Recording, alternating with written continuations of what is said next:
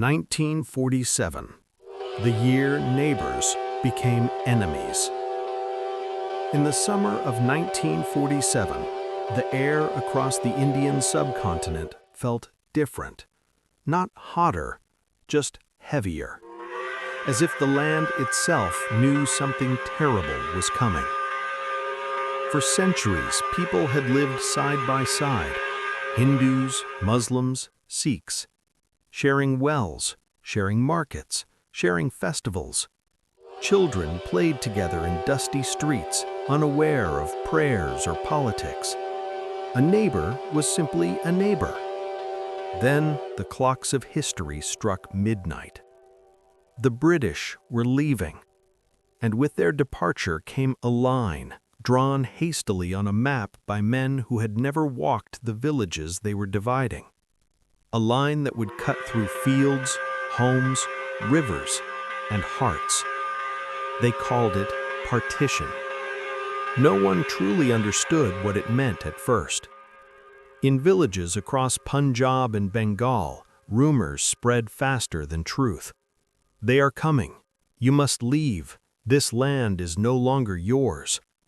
Friends began to look at each other with suspicion. Questions whispered behind closed doors. Who is Hindu? Who is Muslim? Who is Sikh?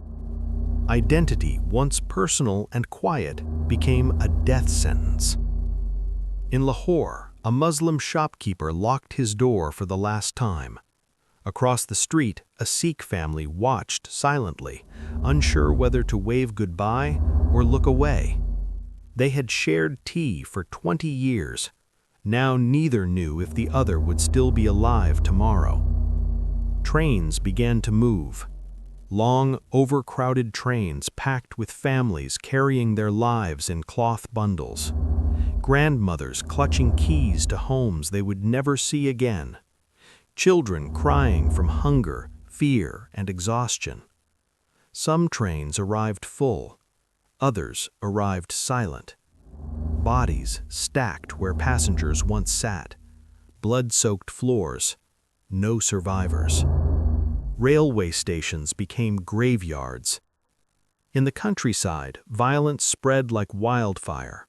Mobs fueled by fear, revenge, and years of buried resentment. Homes burned, temples destroyed, mosques flattened. The same hands that once helped build houses now held knives and torches. Neighbors became enemies overnight. In Amritsar, a Hindu man hid his Muslim friend in a grain cellar. For 3 days, he brought him food in secret. On the 4th night, the mob came. "Bring him out," they shouted. "If you protect him, you die with him." The man stood frozen between loyalty and survival. History never recorded what choice he made. Across the border to B, a Muslim family sheltered a Sikh child whose parents had been killed. They raised him as their own.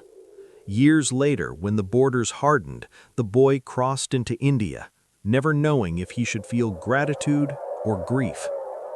This was the cruelty of 1947.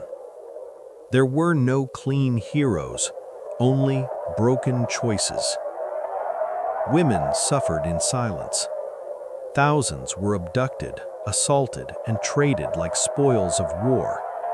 Families never spoke their names again, not from shame, but pain too deep to carry. Some women jumped into wells to escape dishonor.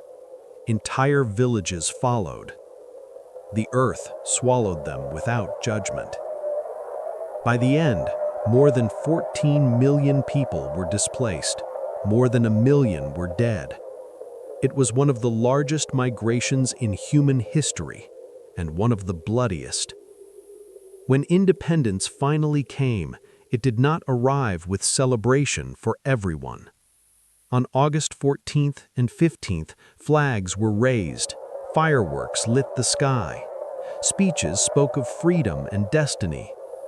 But beneath those skies, families were still searching for missing children, still counting the dead, still staring at empty doorways where laughter once lived.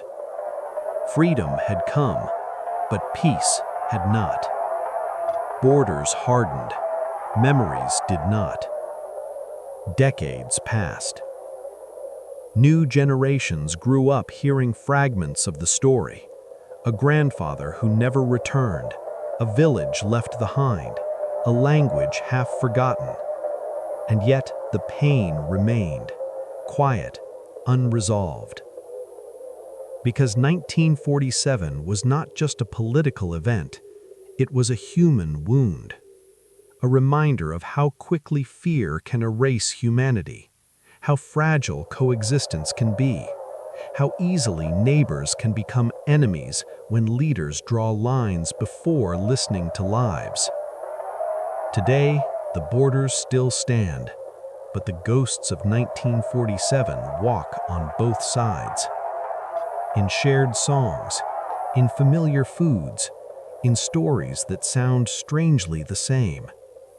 And maybe that is the final truth of 1947.